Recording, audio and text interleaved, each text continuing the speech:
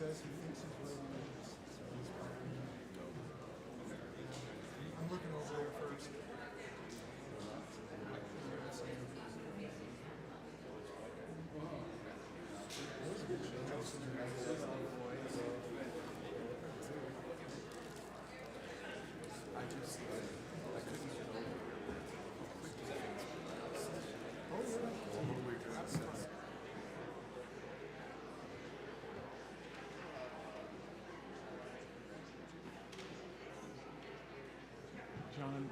John, you can start now if you want.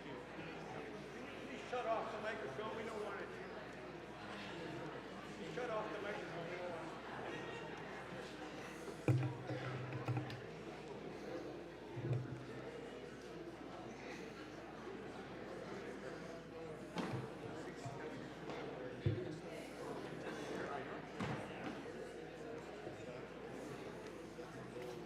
I won't die if I fall off there. It's really good.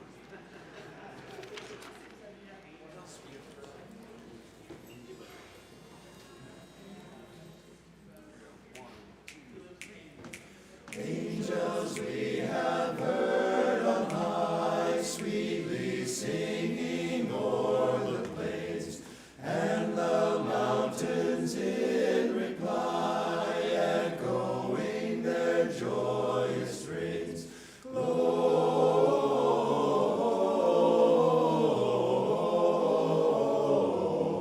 Gloria in excelsis Deo. Gloria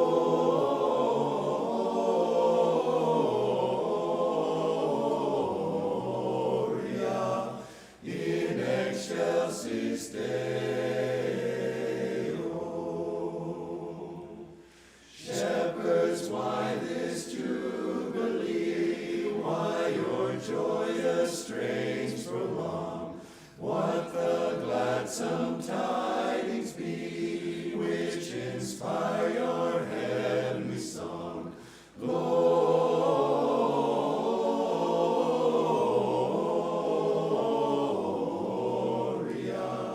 in excelsis Deo.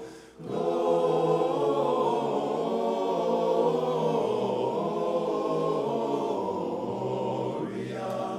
in excelsis Deo.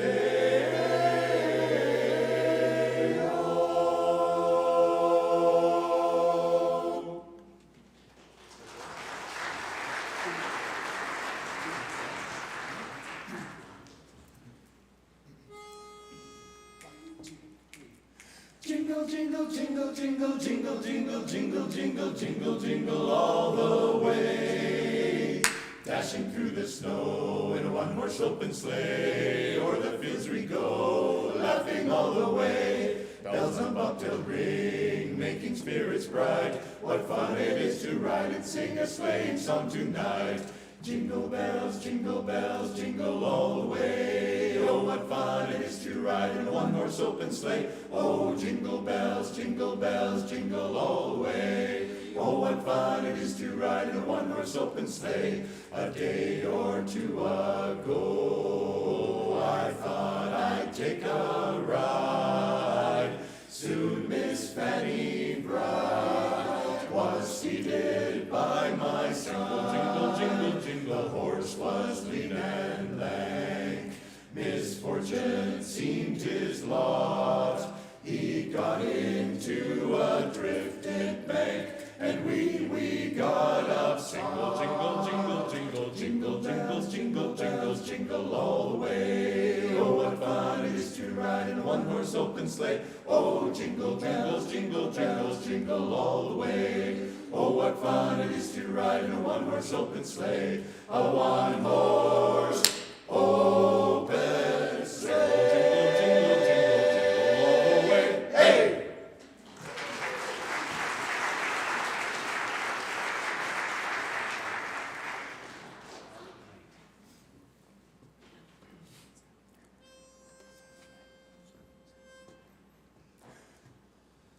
Silent night, holy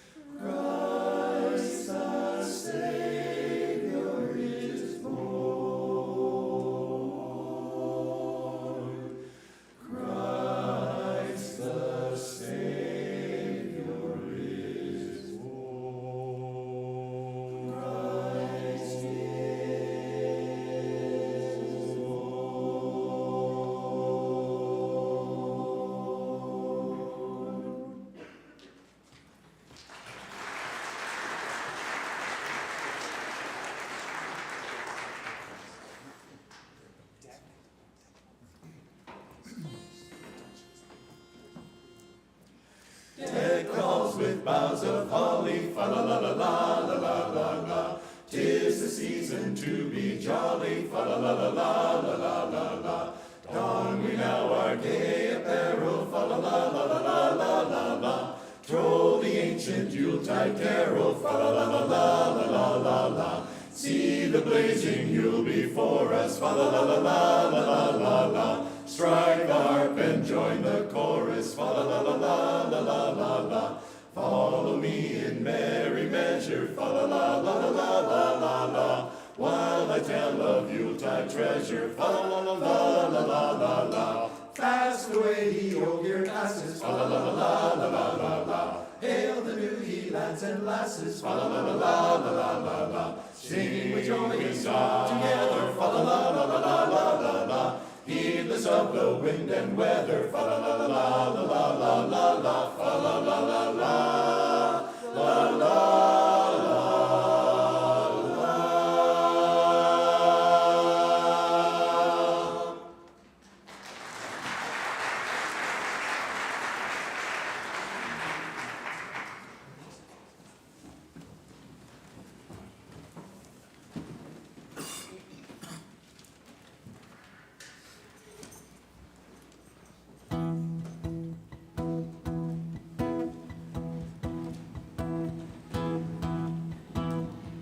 I was following the eye, was following the eye, was following the eye, was following the eye, was following the eye, was following the eye, was following the eye, was following the eye, was following the pack, all swallowed in their coats, with scarves of red tied round their throats to keep their little heads from falling in the snow. And I turned round and there you go, and Michael, you would fall and turn the white snow red as strawberries in the summertime.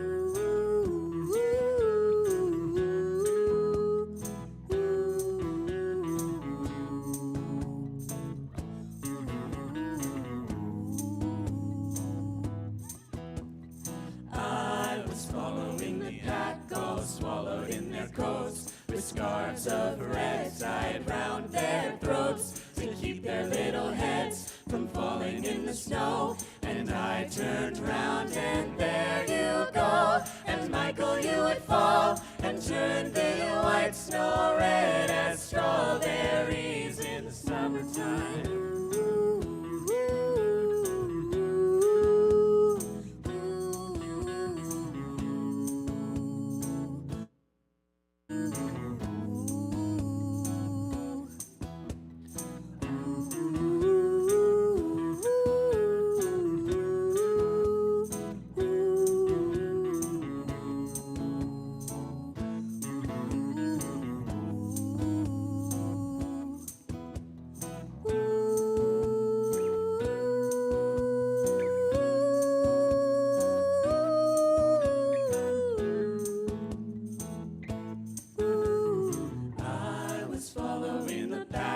Swallowed in their coats, with scarves of red tied round their throats to keep their little heads from falling in the snow. And I turned round and there you go, and Michael, you would fall and turn the white snow red as strawberries in the summertime.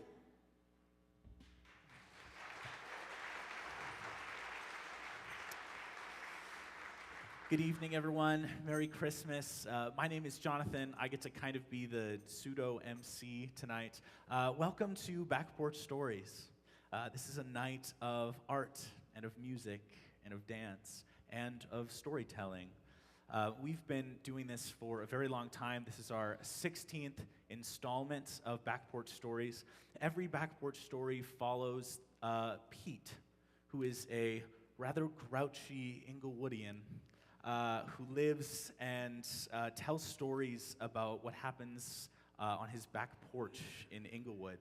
And he tells these stories about him and his wife and his 3 kids. Every one of the stories begins with him and his wife and his 3 kids at the dinner table. And today we'll be telling the 16th back porch story. Before we get going, I have a couple of thank yous and things to draw your attention to. First, can we give another round of applause to Acapella Road up there? Thank you guys so much.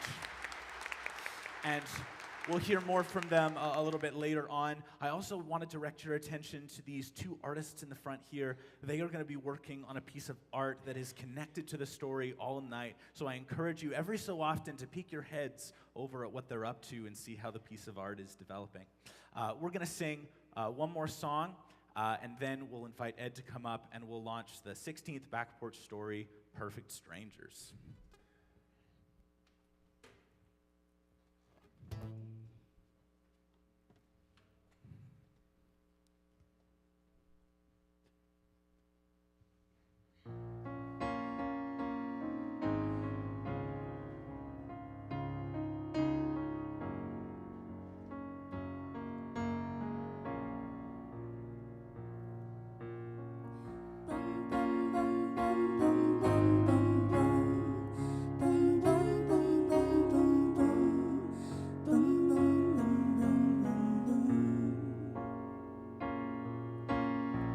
This is my winter song to you.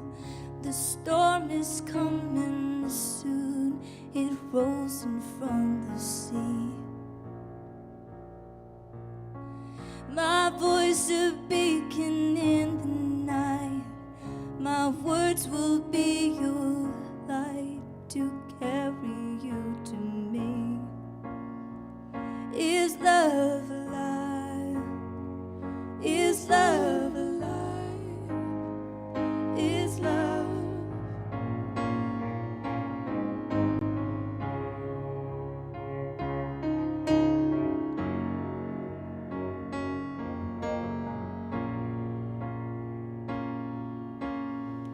I still believe in summer days. The seasons always change and life will find a way. I'll be your harvester of light and send it out tonight so we can start again. Is love alive? Is love alive? Is love alive?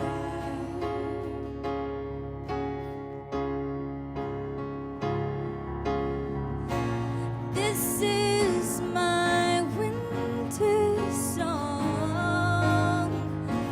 December never felt so wrong, 'cause you're not where you belong.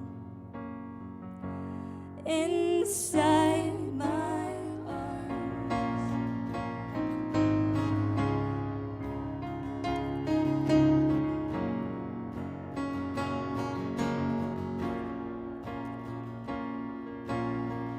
I still believe in summer days. The seasons always change and life will find a way. I'll be your harvester of light and send it out tonight so we can start again. Is love alive? Is love alive? Is love alive?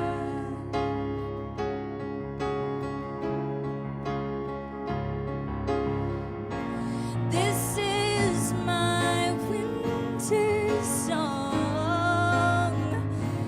December never felt so wrong, 'cause you're not where you belong. Inside my arms.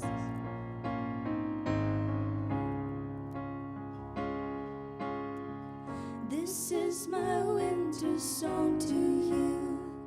The storm is coming soon. It rolls in from the sea.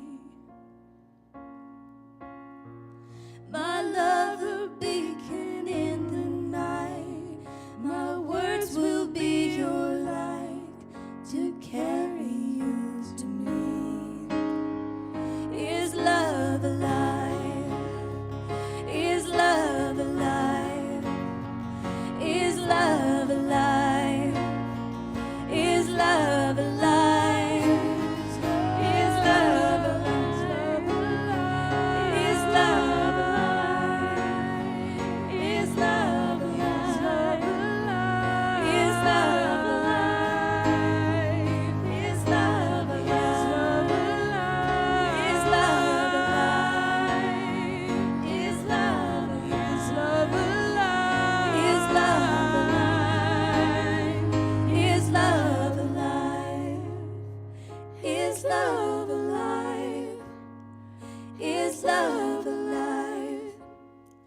Is love alive?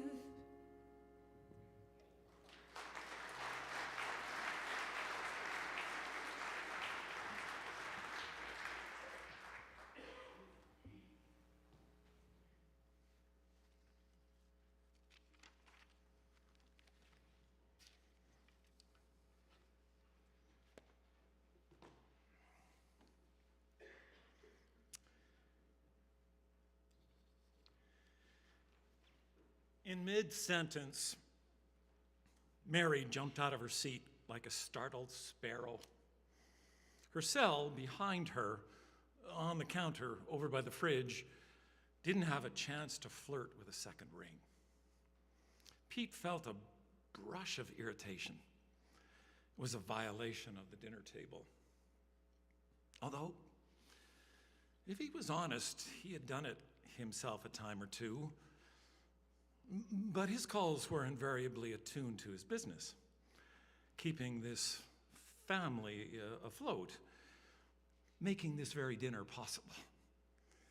Perhaps then, dare he think it, his phone calls were somewhat heroic.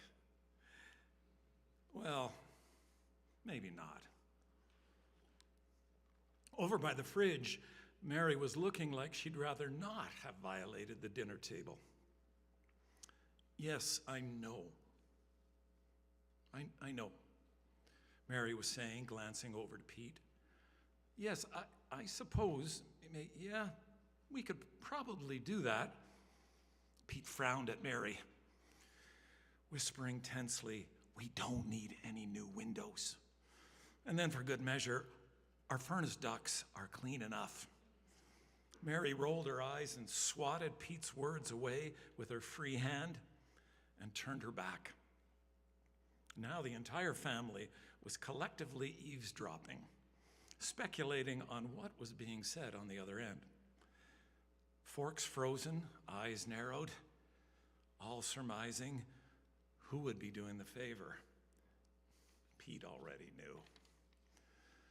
"Thought we were supposed to ignore the phone at dinner," said Betty, age 14, already fluent in sarcasm. Pete threw up his hands as if he had any control. "Dad does it all the time," Sharon, the youngest, announced to no one in particular, a mouthful of vegetables. Pete was about to protest when their oldest insisted on silence, like some sort of dinner table librarian. "Shh, please," glaring at his sister. "I'm trying to listen." Andrew was the oldest, almost 16 years of age, thinking himself a lot wiser. Beyond his years, he was fixated on the call.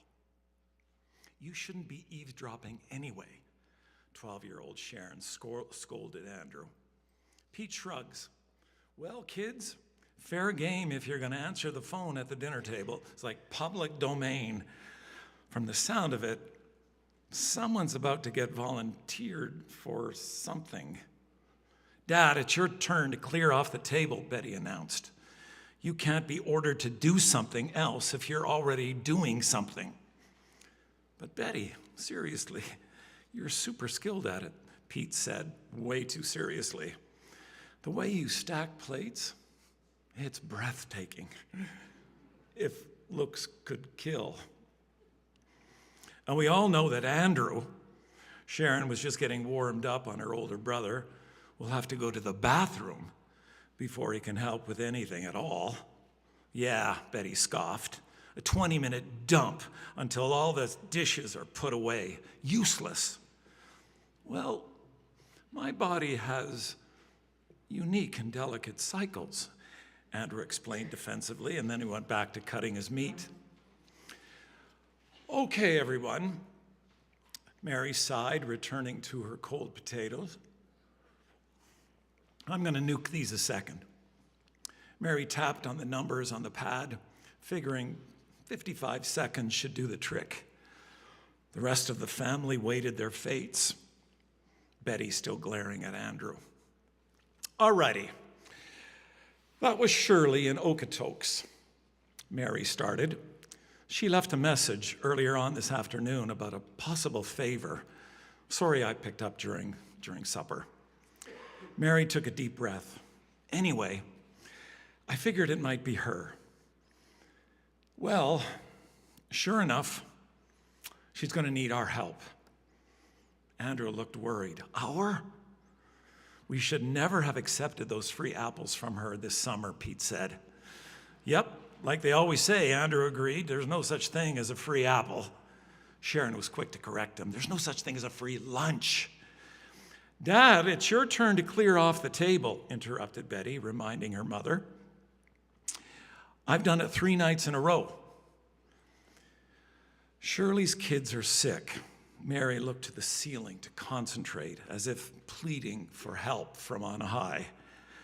She was supposed to pick up her mother's cousins. Yeah, her mother's cousins. Yeah, I got that right. At the airport. They're here for Christmas. They're elderly from Belgium or Holland, or their English isn't great. Mary stopped and slowly turned towards Peter. Shirley's kids are sick, Mary repeated. Oh, that's too bad about their English, Pete said sympathetically. Mary continued to stare at Peter. What about Henry? Pete began calculating quickly, his mind spinning like a hamster's wheel. Sharon could see little puffs of steam pulsating out of her dad's ears. Henry's out of town on business, Mary returned. Shirley's alone with the kids. They both have high temperatures. Taxi? Pete suggested. You want to put them in a taxi, seriously. For one, their English is iffy, and it's a long ways to Okotoks by taxi. It's Christmas. Pete continued to scramble. A hot air balloon? Pete! I thought all Dutch people spoke English, Sharon asked. Well, many of the older ones, maybe not so much, I guess, Mary explained. Pete, would you mind? Well, I'd love to, dear, but it's my turn to clear off the table. You know what, Dad? Betty grinned. Sharon will do them for you. Oh, great. I'll let Shirley know. Mary jumped up quickly, grabbing it like a last Costco sample. The KLM flight lands at 7, but you could probably show up at 7:15-ish. Even 7:30 would do the trick by the time they get their luggage and stuff. Remember, I think you can park for free for 30 minutes yet. Shirley said their names were Tony and Tina. Mary looked down at the notes she had taken. Tony and Tina de Vries, or probably de Vries. Anyway, they're an older couple, mid-70s maybe, around there. Tony and Tina de Vries. And, get a load of this, Shirley said that her neighbor is willing to drive to Inglewood to pick them up from here, around 9-ish. You don't even have to drive all the way to Okotoks. How good is that? Mary tried to sound convincing. How good is that? Orbited around Pete's head like an invisible halo as he considered his options. His mind was blank. Pete noticed her father staring into the abyss of obligation. Well, this definitely gets me out of cleaning up the kitchen, Pete concluded. Okay, Andrew announced, slightly louder than a whisper. I have to slip into the bathroom a minute. Anyone see my phone? Pretty much at the same time, Betty and Sharon shrieked, I hate this family. Leaving at 7, it took Pete less than 20 minutes to enter the grand gauntlet of bustling, straining passengers on the sidewalk on the arrivals level. The Deerfoot had been practically empty, void of traffic, but arriving at the airport, bam! Flights from Rome and Paris and Frankfurt and London and Hong Kong and Amsterdam and Tokyo. must have all touched down at the same time, like a crowd crashing doors on Black Friday. Behind the wheel, bumper to bumper, Pete's irritation grew, like one gets when a cell phone is answered at the supper table. They really should stagger these incoming flights, he complained to his empty passenger seat. At the curb, a sea of luggage-gripping humanity was scanning the flow of traffic, examining each vehicle carefully as cars bobbed over foot-high speed bumps. Pete began feeling like he was on a parade float and was sorely tempted to wave at all the spectators. I'm so funny, Pete thought, but just as soon arrived back at irritation. Yeah, staggering these flights, bringing down these high-rise pedestrian crossings, Pete thought, someone should do something. The passenger seat remained silent on the matter. Pete had slowed down to about 5 kilometers an hour and continued to scrutinize the long line of perfect strangers, all clutching their suitcases like some eagle gripping a protesting salmon. The sidewalks were packed. How in the world was he going to find an old Dutch couple in this pea soup of humanity? Foreign faces squinted back at Pete's slow-moving vehicle, clearly discouraged with their conclusions. It felt damp and grungy out there. In his warm Honda, Pete shivered empathetically. No, vicariously, not empathetically. It wasn't his fault that they were out there. Pete noticed a guitar busker in the middle of the crowd. Seemed the musician was the only one not looking for a ride. Exasperated people were actually stepping over his open guitar case. Like a facial recognition camera, Pete's eyes continued scanning for Tony and Tina de something. Everyone was searching for someone. Now Pete knew where you two found the lyrics of that song. Still haven't found what I'm looking for. They must have been driving around an airport. Strangers, searching for strangers. In the midst of the cacophony of fluid humanity stood a group of light-dressed men, seemingly unflinched by the chaos milling around them. And they weren't the only band of merry singers. There were other groups too. Everyone had a gig around here, for crying out loud. Leave it to the city to hire welcoming committees for the Europeans. How much was this costing, all these singers costing us taxpayers? Peter said out loud. Another thing they should do something about: lowering pedestrian walks, organizing flight arrivals, and now fewer welcoming committees. The passenger seat simply looked the other way. Even so, Pete slowed a bit to have a better look. He wasn't sure which group of singers to follow.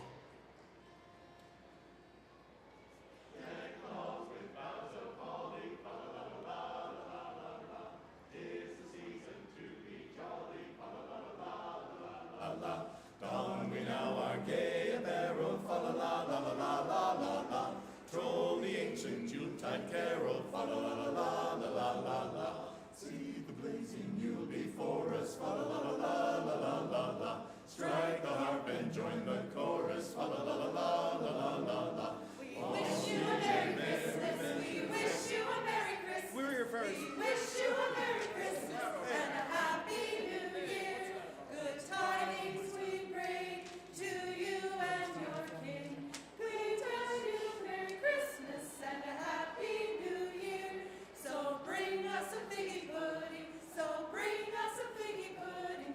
So bring us a figgy pudding and a cup of good cheer. Good tidings we bring. The Lord is come. Let earth receive her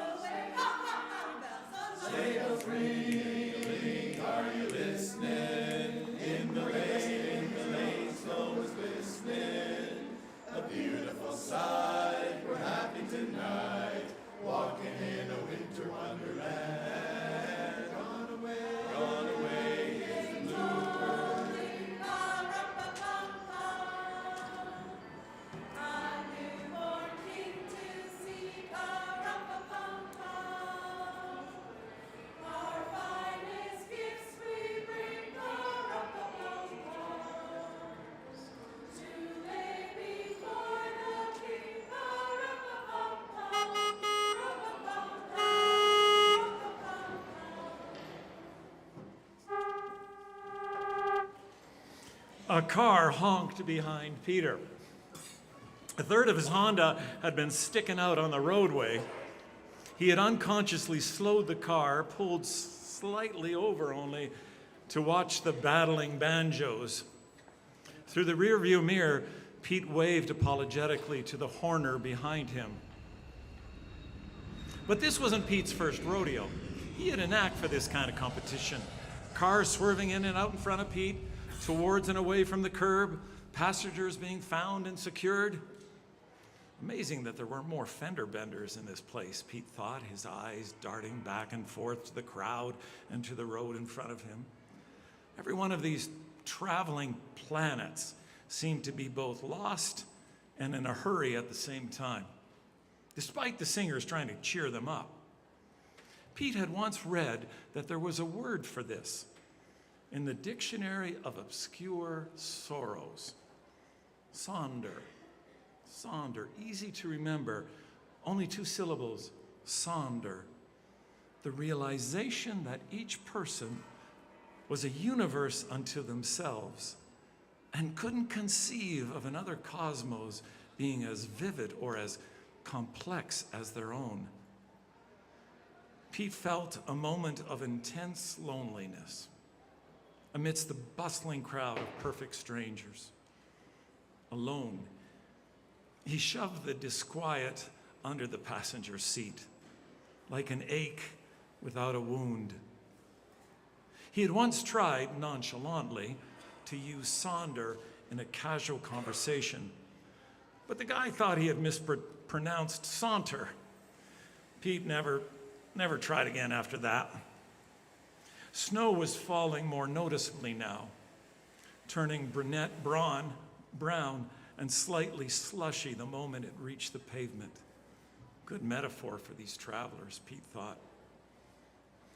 Maybe it would have been smarter to park the Honda. What did Mary say? 30 minutes of free parking?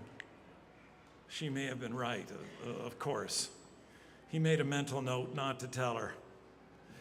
The human wall was starting to wane a bit.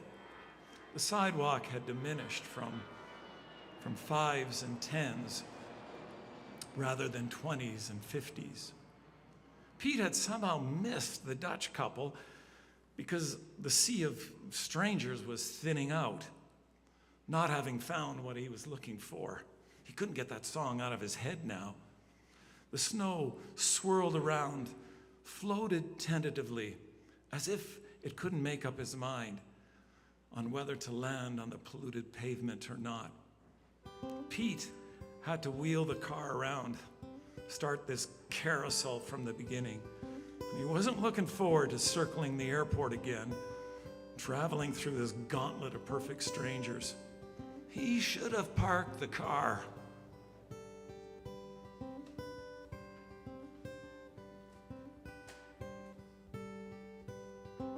I see all of these faces, but what's behind them doesn't show.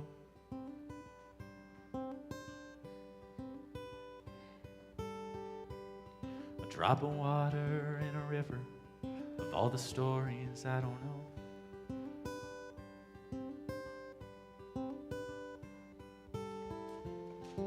And who knows why our paths happened to cross just then.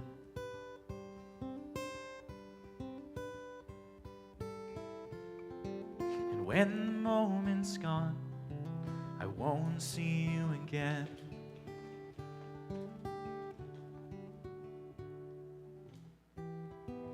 Perfect strangers passing by, never knowing the reason why.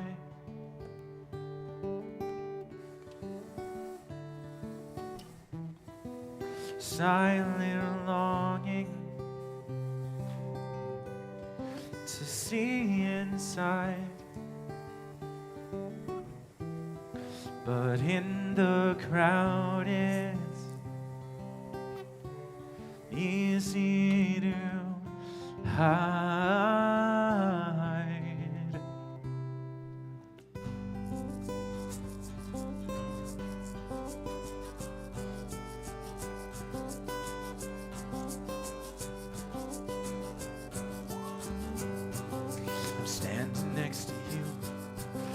I don't know what to say.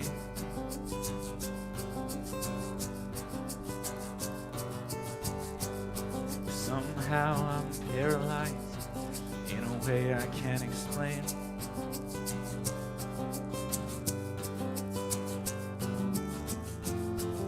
But chances are that you're feeling just the same.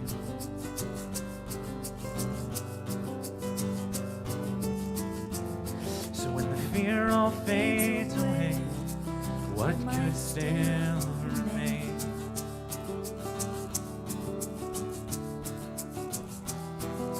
Perfect stranger, I gaze right through. What would I see if I knew?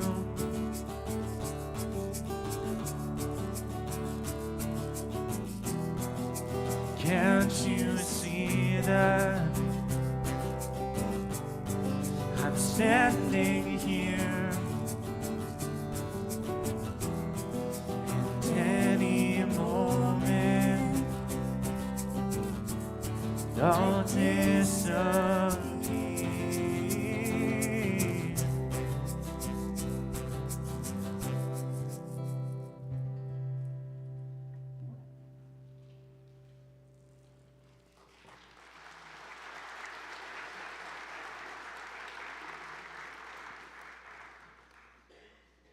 Chapter 3. This couple should have been easy to spot. And now this meant Pete had to circle the car around the airport again and start from the beginning. But just as Pete was going to pick up some speed, he saw them. An elderly couple encouraging 4 reluctant pieces of luggage to follow them, like they were taking a dog for a walk that didn't want to go anywhere. One bag had lost a wheel and was scraping the pavement. A frail-looking duo in their 70s, Tony and Tina. He slowed down. He slowed right down, honked, and signaled to them, all the while hoping the Ford 350 behind him understood the concept of braking. If there was ever a chance of a stupid collision, this would be the place. The fatigued couple eagerly waved, looking relieved. Their Messiah had arrived in a white Honda sled. Pete veered to the side, slipped it into reverse, and caressed the curb, oh so gently. Perfect landing. Pete congratulated himself, popping out of the car. "Welcome to Canada," he shouted, beckoning them over with all the enthusiasm he could muster. He had purposely used V instead of W. Welcome. He felt good about that. Nice touch. Pete was so quick on his feet that way. He hoped they'd notice. Emboldened by his own thoughtfulness, Pete then tried some real Dutch, a phrase he had memorized for an evening greeting. "Wel te rusten," he shouted in a winsome smile, waving. "Wel te rusten." The couple was hobbling over, still battling their 4 suitcases and looking a little perplexed with "Wel te rusten," which in actuality meant something along the lines of, "I hope you sleep well tonight."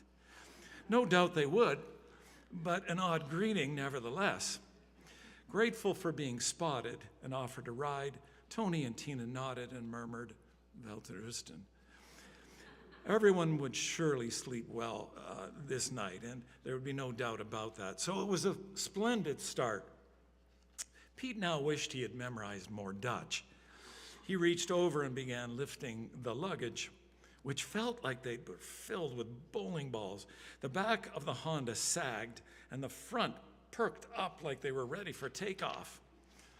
Nevertheless, Pete was feeling gregarious and generous. Tony and Tina were relieved to know that Pete spoke Dutch and began to speak comfortably in their native tongue. Pete hadn't thought of that.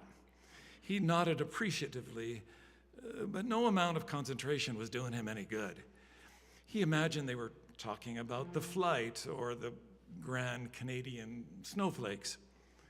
Pete knew, though, the Dutch word for nice was mooi. So in the end, the trio repeatedly exchanged mooi, pointing to various landmarks along their way back to Inglewood. Mooi this and mooi that.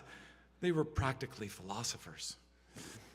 Cruising down the Deerfoot, on the right, they noticed a giant metal circle, which looked like some titan had abandoned her engagement ring.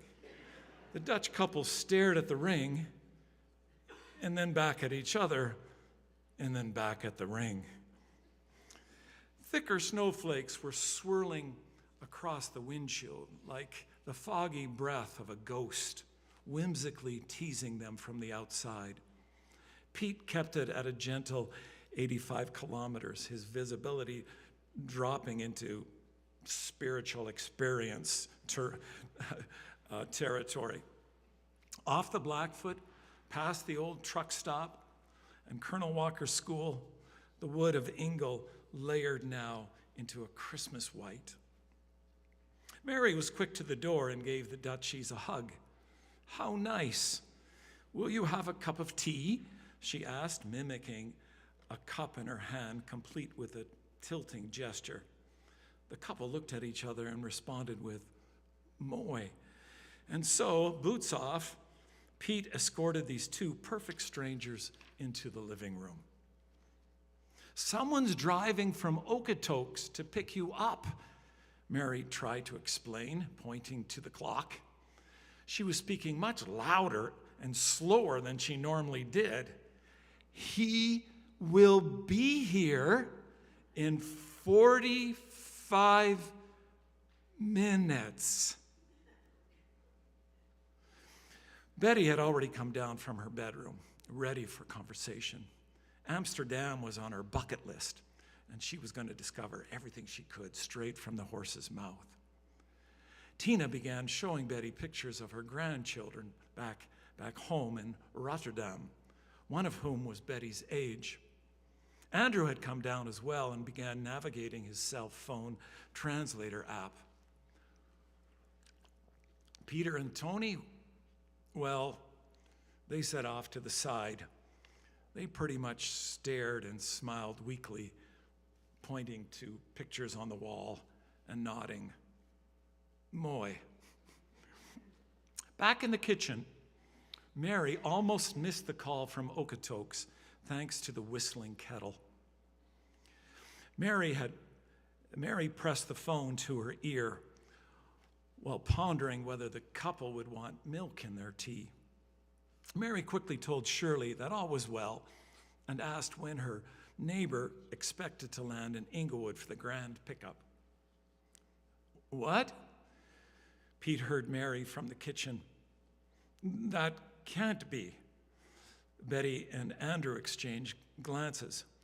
Eavesdropping on Mom's calls were kind of par for the course, public domain, even when not on the dinner table.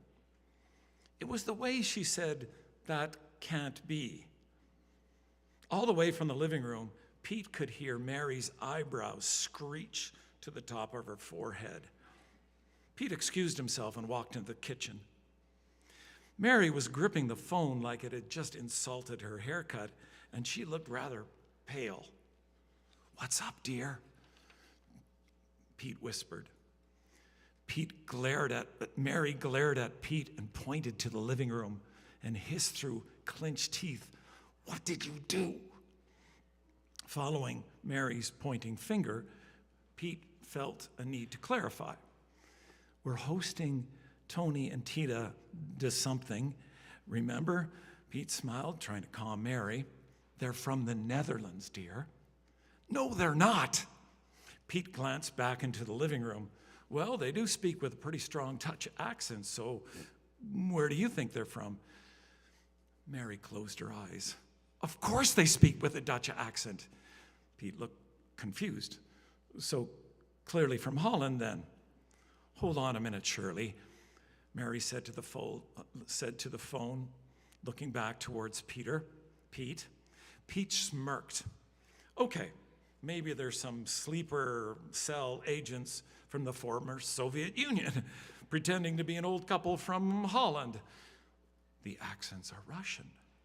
Oh, those Russians. Pete had a gift for quieting every storm. Shirley's mom's cousins, Tony and Tina DeVries, Mary started explaining, trying to keep her voice calm, apparently are still wandering around the airport, all stressed out, waiting for their ride. That's impossible. They're right here in the... Pete stopped short. Then, who's in the living room? Yes, Mary scolded. Who's in our living room? The Russians. Pete, the blood drained from Pete's face as he heard Andrew and Betty come into the kitchen. Mary took a deep breath and said, and there's probably somebody else wandering around the airport right now trying to find this couple who are in our living room, and who's ever trying to find this dear couple isn't having much success, are they? Well, Dad found them, Andrew said proudly. He placed his hand on his father's slumping shoulder. I guess you've just kidnapped some old people from Holland, Dad. I wonder what the jail time for that would be. Betty corrected Andrew. More like mental institutional time. Mary was addressing Shirley on the phone again. Yes, he picked up another couple, we think. Yes, I know. I don't know how that's possible either. Then looking towards Pete, Mary added to Shirley, but I have my theories. How could you have picked up the wrong couple?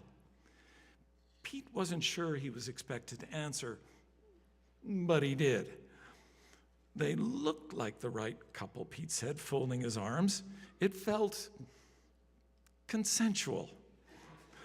What do you mean they look like the right couple? Mary accused, putting her hand over the speaker of the phone. Well, they matched the description and they jumped right into the car. Definitely consensual, Andrew pointed out. Betty stared at her father and said deadpan, they jumped right into the car. Well, I had recommended a hot air balloon, remember? If we had gone with my plans, thinking fast, Mary was on the phone again. Shirley, I hate to ask, but could you ask them to jump into a taxi? We'll pay for it when they arrive. It's the fastest way at this point. Those poor people, I am so sorry. As Mary was making sure Shirley had the correct address, Pete and Betty crept back into the living room to the happy and secure, unsuspecting couple from Russia. They weren't sure where to start, but hesitating was a mistake, because as Pete thought of a plausible explanation, Andrew, who was fiddling with the translator, couldn't help himself. He told the couple that they had been kidnapped and, quote, were waiting for ransom money to be wired from the Netherlands.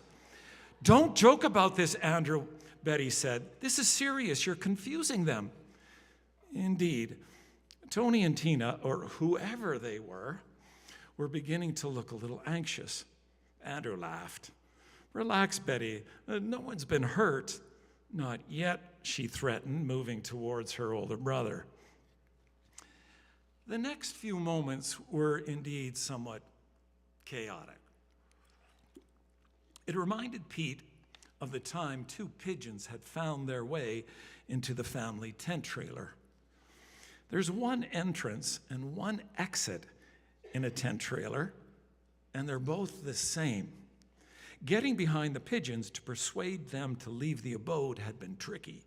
By the time the pigeons had flown the coop, they had detonated offerings of feathers and excrement all over the place. Pete remembered Sharon asking how two little birds could possibly have so many feathers on them and so much poop in them. Tony and Tina, who turned out to be John and Henny, brushed off the feathers quickly enough and made no mention of any excrement.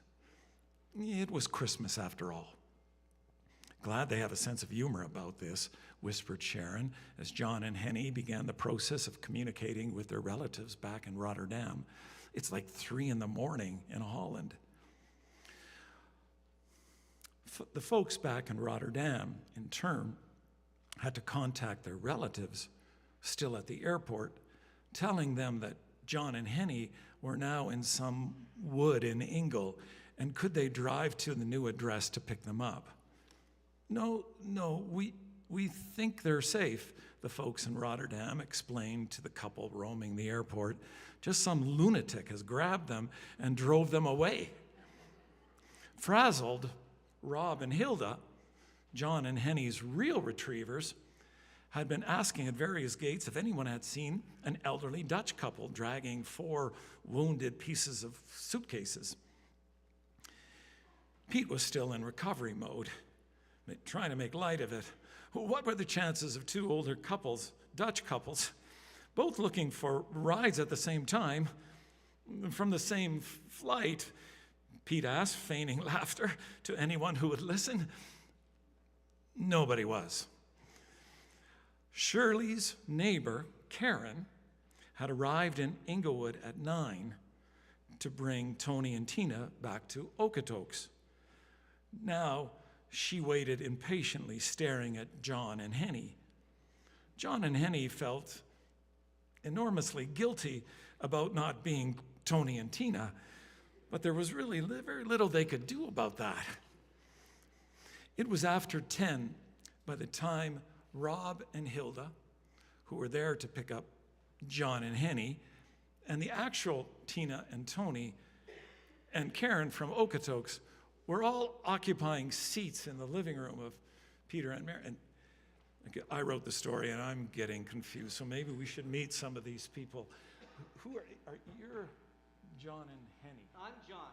I'm Henny. Right, and you were wandering around the airport, right? Or no, you were, never mind. And Tony and Tina. Yes, so you were at the airport. Yeah, right, yes. You're Karen from Okotoks. That's the, you must be. Robin. Yeah. All right, well, there, now there's no more confusion. By this time, the party was well beyond tea. Nearly all the Baileys was gone, and there had been 2 large bottles. Pete was now pouring some of his precious Christmas whiskey for these perfect strangers. The bottle had been on display for years, never opened, display only. And yes, Pete was calculating the cost of all this hospitality. And yes, he was somewhat horrified. Slices of meat and cheese were devoured, and they'd already run out of crackers. John and Henny, or it may have been Tony and Tina, had fished through their luggage to come up with a tray of Dutch treats. Maybe we can offer something, either Tina or Henny announced. We were saving these for our original Canadian host, but what exactly are these? Andrew asked, looking as if he was remembering the tent trailer cleanup. The other Dutch couple answered right away, laughing, "Boterkoek, that's fantastic." In no time at all, Andrew was helping himself to some 3, and then 4, and then 5 pieces until Mary put a stop to that. With the amount he's eaten, Sharon started deadpan, I can't imagine what's happening to his unique and delicate cycle. Not one person wasn't engaged in some sort of conversation, some kind of laughter. No one seemed interested in leaving, including the children. Airport chill to living room warmth. As if compelled by some cosmic script, each couple in turn, without prompting, had taken time to tell their airport story. Rob and Hilda had actually approached Tina and Tony, asking them if they were John and Henny, who told them that they were waiting for a Pete from Inglewood, Tina and Tony had explained to Rob and Hilda that this Pete hadn't shown up, and Rob and Hilda explained that their passengers were nowhere to be found. By this time, the airport had all but cleared out. "Maybe we can take you home instead," Rob had joked before the pair went their separate ways, searching for their riders and their rides. Even Andrew's joke about the ransom note drew a laugh, although not so much from Betty. The clock chimed 12 times as all the perfect strangers were vacating their Inglewood shelter, but not before agreeing to meet again in a week's time. "We want to thank you for your hospitality," said Rob and Hilda and Tony and Tina and John and Henny and Karen from Okotoks. "And we have to stock you up on your Baileys."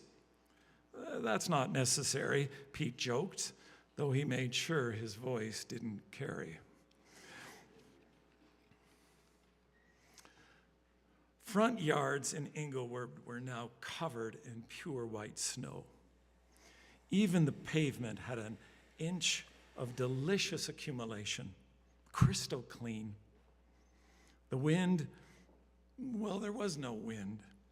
Gigantic, fluffy flakes floated down from a black sky, as if mesmerized with the world around them. Pete and Mary, Andrew, Betty, and Sharon, jackets on, all walked these friends back to their cars. It was midnight, late. Flakes clung to their clothing and sat triumphantly on the tops of their heads, refusing to melt. As the last car pulled away, it was Sharon who said, "That was the weirdest, most wonderful night I've ever had." "Yeah, it kind of happened by accident," Andrew said. I feel I know them. 3 hours ago, they were perfect strangers," Mary mused. "I would have passed them in a mall without giving them the time of day." "Perfect friends," Betty pondered. Andrew had gathered up a snowball and challenged his father to a game of hit the lamppost. Betty and Sharon were content to lift their faces to the sky, open their mouths, and gather in one ripe snowflake at a time. "They look so clean," Sharon laughed. Mary had already thrown a snowball past Pete and Andrew, hitting the post bullseye.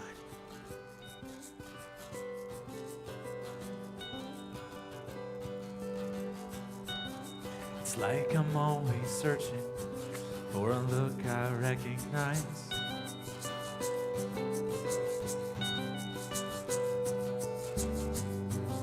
A feeling that's familiar, but always in disguise.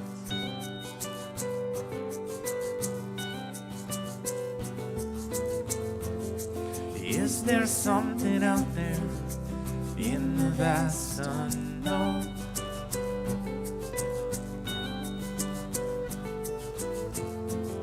Somewhere in the crowd, proof I'm not alone.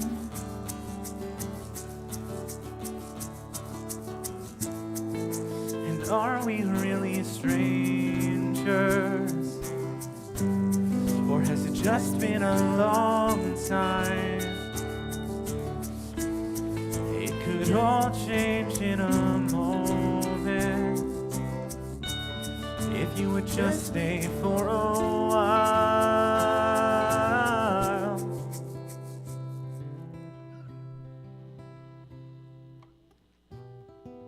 Perfect strangers streaming past, always headed somewhere fast.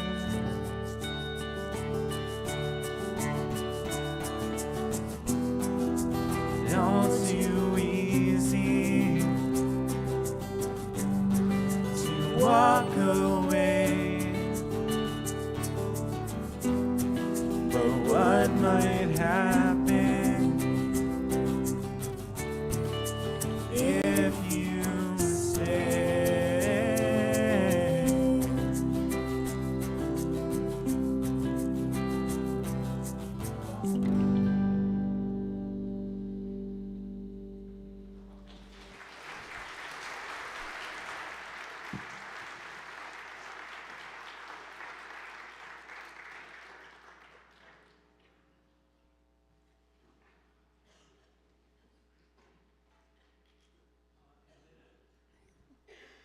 In a minute, we're going to light some candles, and it's going to be fabulous. But every year, I let this little window pass me by. So I want to take just a few minutes to thank some people. I know Jonathan started that. But I want to start with thanking Imagine Theater. They have been attending these Back Porch Stories for years and have noticed that we have no idea how to cross T's. And I had no idea that I's had little dots on top of them. So this year they came along and said, can we help a little bit? And it's gone along a lot smoother. So especially Charlotte and Harold, I want to give a shout out to Imagine Theater for doing that.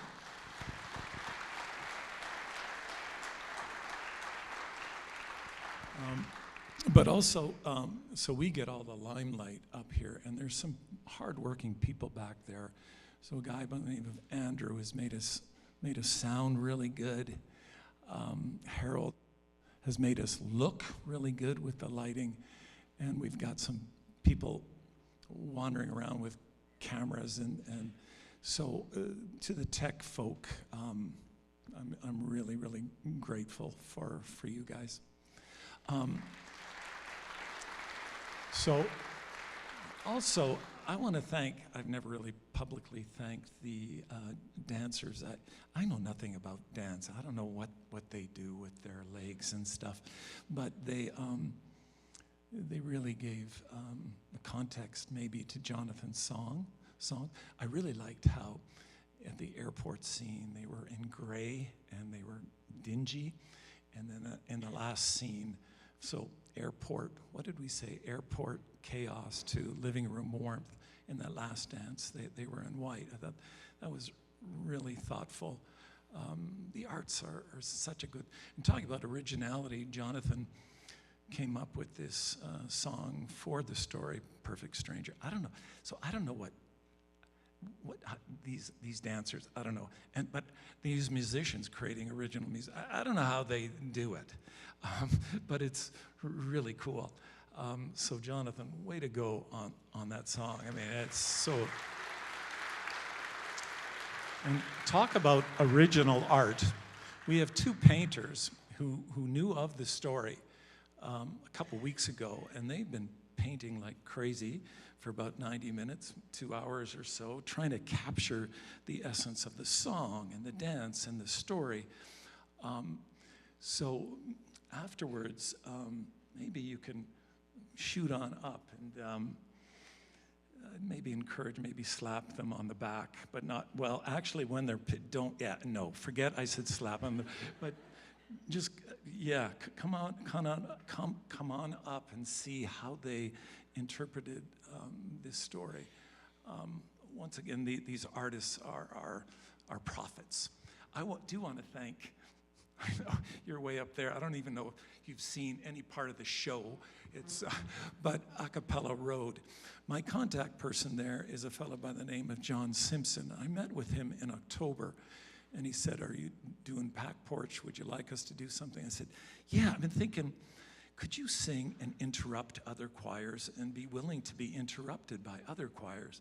And he went, "What?"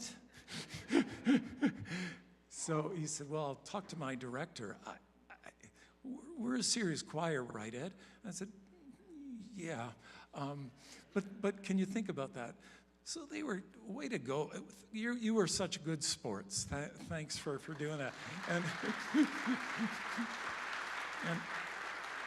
And the table choir, too, was up there. And I said, what you got to do is interrupt a very professional group of choir. And they're going to be pretending to be irritated with you. Are you okay with that? And they said, not really. But they did it anyway, so it's so great. What did you think of that? Did you guys understand the competition? Yeah. I don't know. The problem with these back porches, we get one shot at this, and if we screw up, it's not like we got a second show and we can correct things, so it's kind of on the fly. So thanks for being patient with that. I do want to thank the hospitality group too. They found out that there was going to be boterkoek in this scene.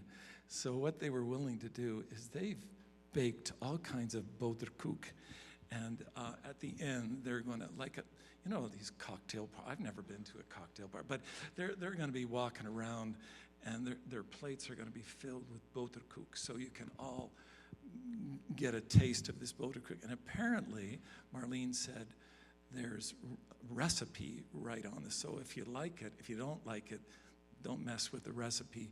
But if you do, you can bring it home and give it a try. I want to thank Dorothy, too, who came up with the postcards and the program. I'm real anal about that. Can you move the picture this way? Can you? So I made about 78 corrections, and I was driving her crazy. So I thank her for her patience as well. I don't know if Jonathan mentioned this, but we have hidden all kinds of stuffies in these Christmas trees. And at the end, too, we want you to come up and grab some stuffies and take them home. The thing is, you can't only take one, because you know what stuffies are like. They get lonesome on their own. So you got to have at least 2 and maybe 3. And if you really like them, grab 4. And if you're really old, and you say, well, I can't do that. Yes, you can, because you might have grandchildren, and grab some. If you can find them. I mean, they're hidden pretty good over there. I wanted to quickly say something about this word, sonder, and loneliness, and stranger. Those 3 words have, you can team them up a little bit. And they're almost a juxtaposition towards the concept of Christmas.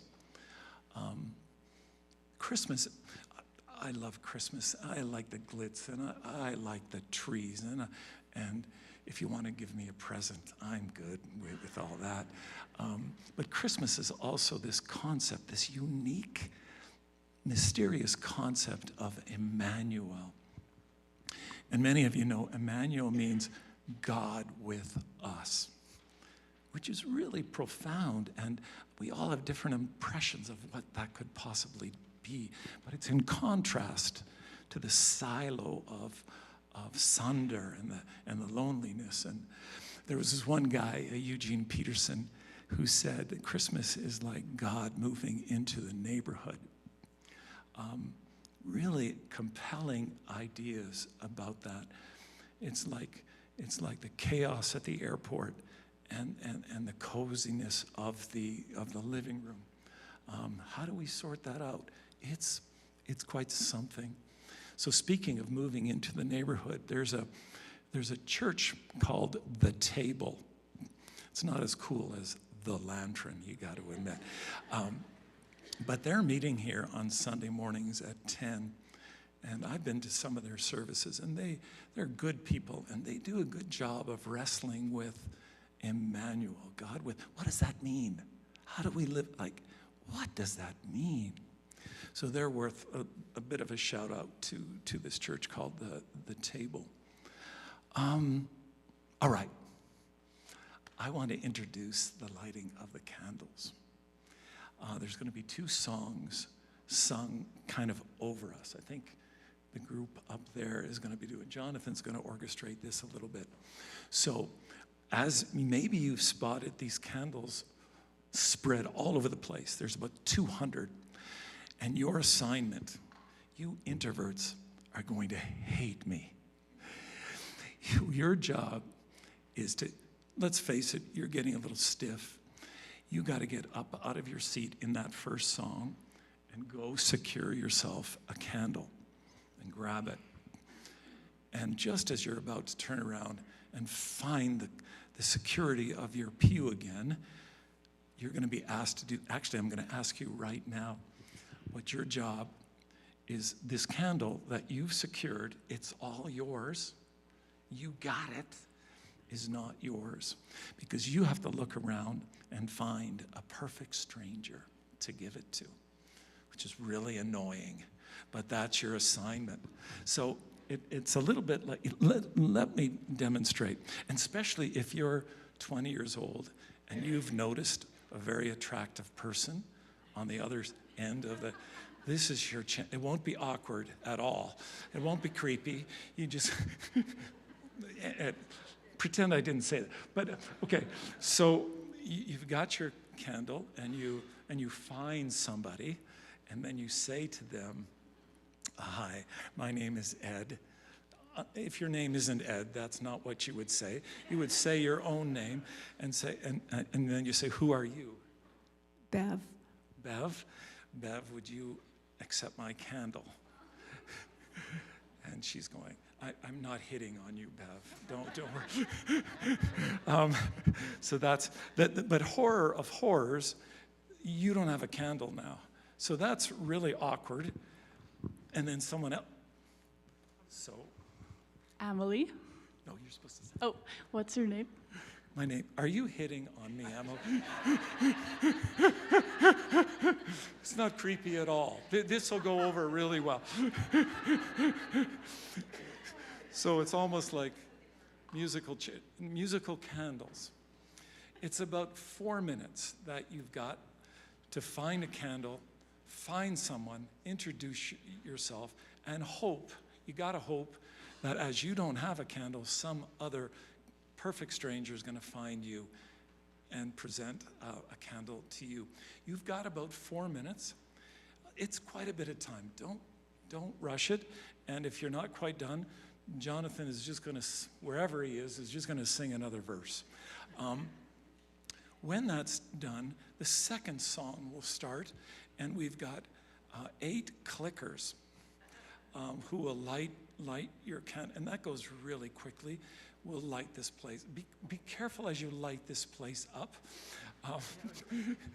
We really like this old place. So, and don't burn the person's hair in front of you.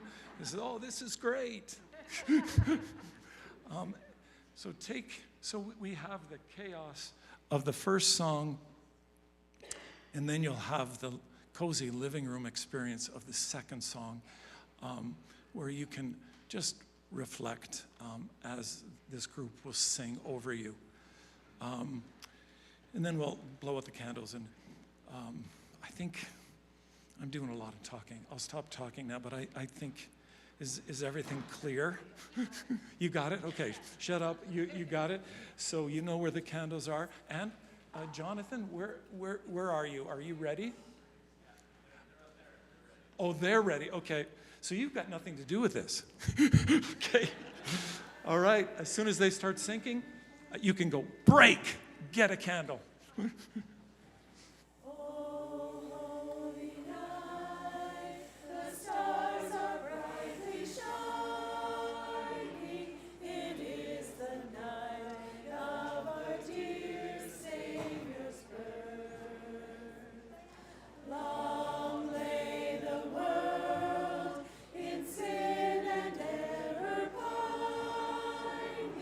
Till he appeared, and the soul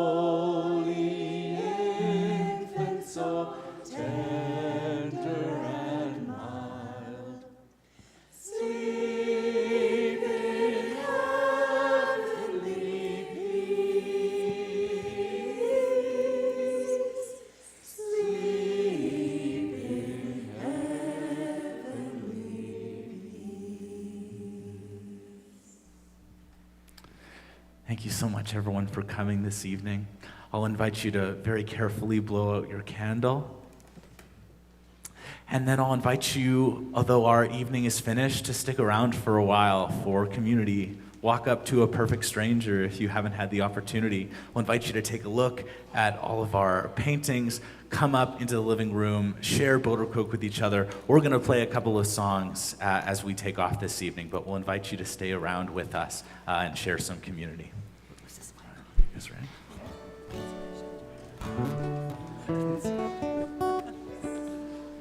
Just wait. Better you do the solo. You guys ready? We're just waiting for Aaron. Okay. 1, 2, 3.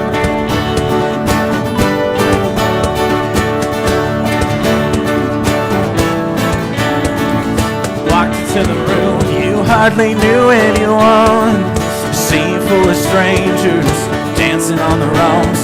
When the band strikes for the end of the night, drink more. I wanna dance with everybody who came through that door.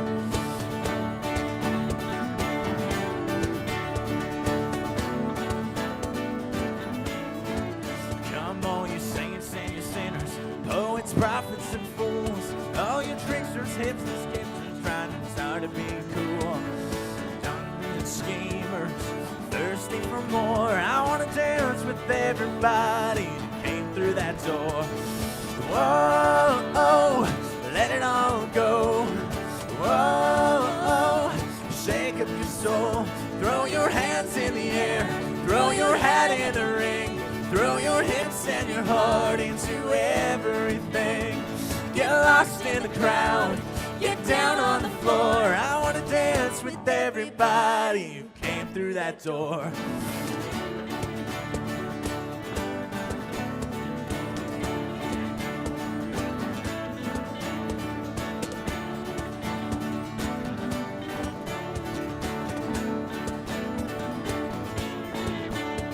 Let's put aside our differences, lace up our shoes. Let's narrow the distance between me and you. Meet me in the middle, let's quit keeping score. I wanna dance with everybody that came through that door. Whoa, oh, let it all go. Whoa, oh, shake up your soul. Throw your hands in the air, throw your hats in the ring. Throw your hips and your heart into everything. Get lost in the crowd. Get down on the floor. I wanna dance with everybody that came through that door. Whoa, oh, let it all go. Whoa, oh, shake up your soul. Throw your hands in the air. Throw your hat in the ring. Throw your hips and your heart into everything. Get lost in the crowd, get down on the floor. I wanna dance with everybody that came through that door. Yeah, let's dance with everybody that came through that door.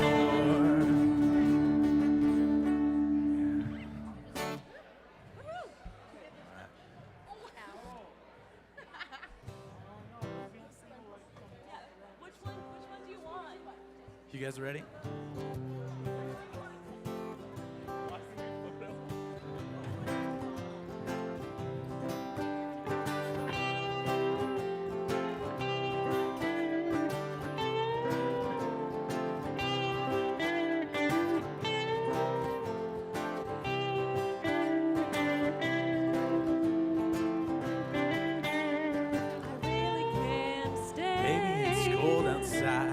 I've gotta go away. But baby, it's cold outside. This evening has Been hoping that you'd so drop in. nice and warm. Oh, hold your hands there, just like My ice. mother will start to worry. Beautiful, what's your My hurry? father will be pacing the floor. Listen to that fireplace So roar. really I'd better scurry. Beautiful, please don't Well, hurry. maybe just a half a drink more. Put some records on while I The pour. neighbors might think, Maybe it's bad out there. say what's in this No drink. cabs to be had out there. I wish I knew eyes are how like starlight. to break the spell. Oh, storm. Got to say no, no, no, Mind if sir. I moving closer? At least I'm gonna say that I tried. What's the sense in hurting my pride? I really can't stay. But baby, don't hold out. Oh, Yeah, but it's cold outside.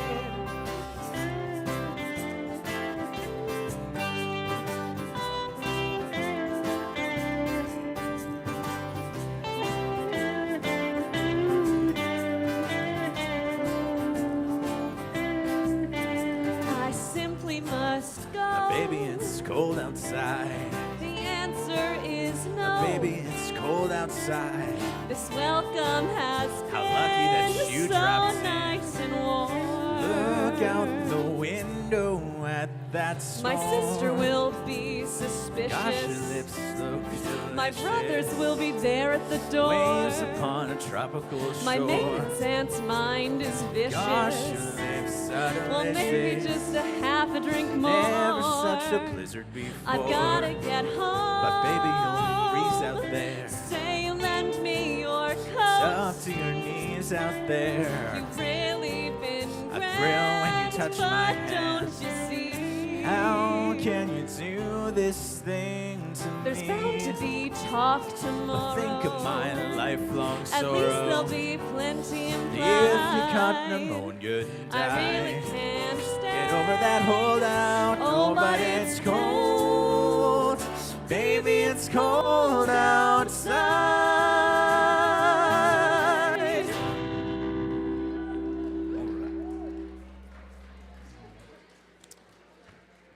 Can we do White Winter Hymnal one more time? Let's just do the first. Yeah, sure.